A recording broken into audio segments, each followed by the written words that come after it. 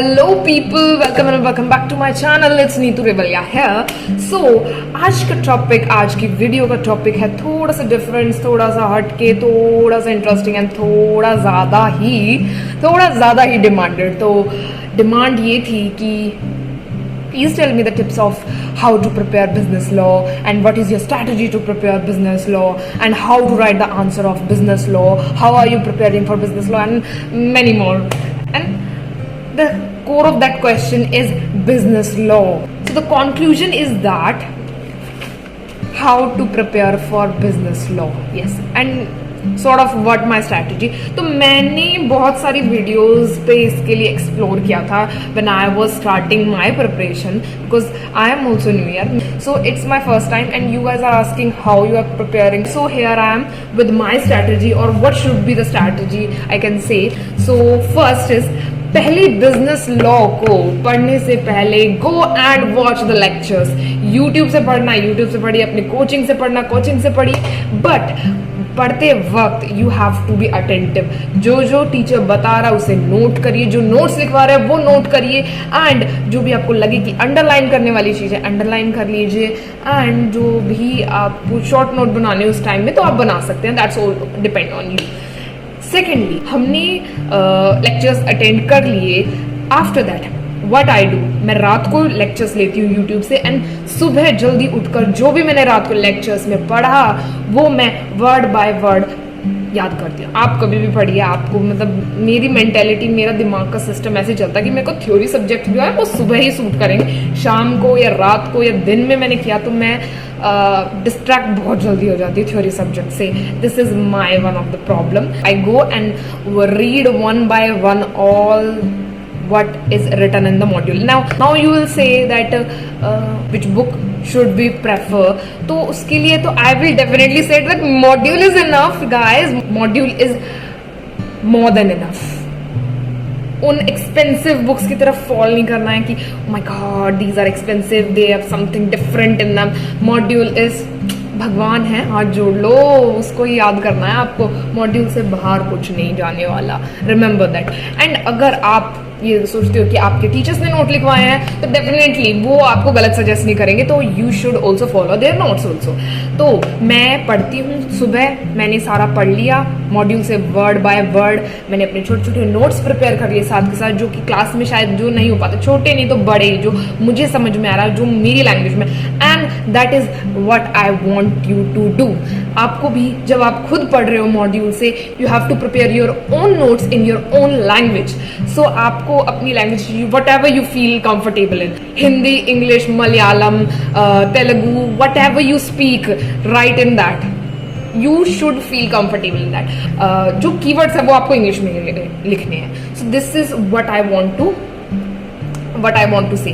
Now coming back to the next topic, next thing, आपके जो आप पढ़ते हो तो उस चीज़ों को आप मेमोराइज करने की भी कोशिश कर सकते हैं. आप उनको मेमोराइज करिए. आपको रट्टा नहीं लगाना है, आपको पहले पढ़ना है.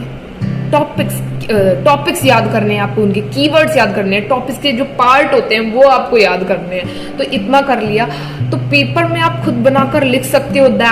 That is what you have to do. Then फिर उसके बाद आता है if you find something difficult, तो उसके लिए आप पूरे एक चैप्टर को वेस्ट नहीं करेंगे, आप उसको लेफ्ट आउट नहीं छोड़ेंगे. मैं तो बिल्कुल सीधे शब्दों में कहना चाहूँगी कि कोई भी चैप्टर छोड़िए मत प्लीज़.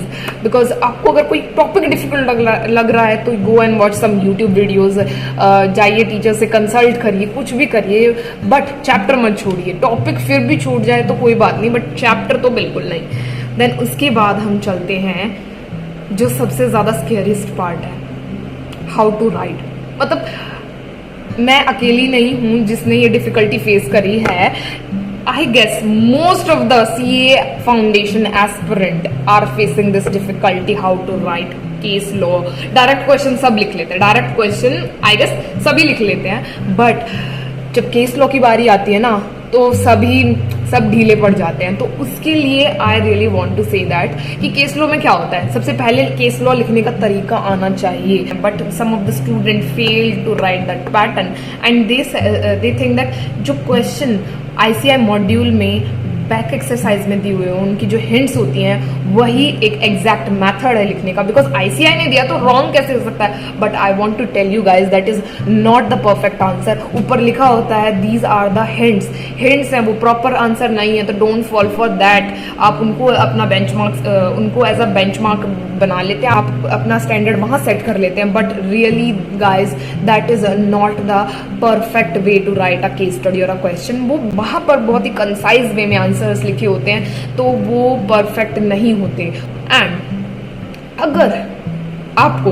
बिजनेस लॉ में अच्छे मार्क्स लाने हैं तो प्लीज मेरी एक बात फॉलो कर लीजिए, please please please please please. रोज एक केस स्टडी और एक डायरेक्ट क्वेश्चन करेंगे ना, अपने हाथ से खुद लर्न करके, खुद कॉन्सेप्ट, कीवर्ड्स सब कुछ लर्न करके खुद अपने हाथ से लिखेंगे ना, तो I definitely give a surety कि आप बिजनेस लॉ में फेल तो बिल्कुल नहीं होंगे, फेल तो बिल्कुल नहीं होंगे अगर आपने ये एक्टिविटी रोज फॉलो की। एक केस स्टडी और एक डायरेक्ट क्वेश्चन रोज अलग अलग, ये नहीं कि आज भी वही किया, कल भी वही कर रहे हैं, परसों भी वही कर रहे हैं। रोज एक अलग केस स्टडी, रोज एक अलग डायरेक्ट क्वेश्चन, उन दोनों को लर्न करके, कीवर्ड्स, टॉपिक सब क्लियर करके खुद अपने आप लिख के प्रैक्टिस करनी है, just in the right method, गलत मेथड में भी नहीं, just in the right method.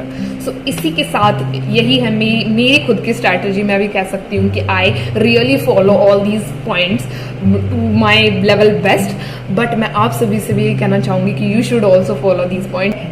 एक और चीज जिसके लिए I want to say that अगर पेपर में क्वेश्चन लिख रहे हैं, आप एग्जाम में अपना आंसर राइट कर रहे हैं, तो आपको जो कीवर्ड्स है, इंपॉर्टेंट कीवर्ड्स है, उन्हें अंडरलाइन करना है। That will definitely give you another impact. And आप ये भी पूछते हैं कि सेक्शन लिखना इंपॉर्टेंट है या नहीं है, तो सेक्शन लिखना इतना इंपॉर्टेंट नहीं है, बट लिख दोगे तो सोने पे सुहागा। हाँ, दैट्स व्हाट आई से।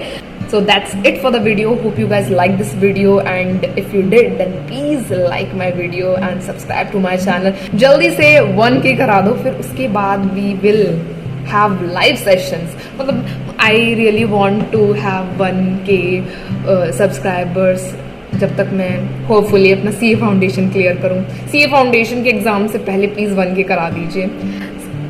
I'll see you later. तब तक के लिए बाय बाय।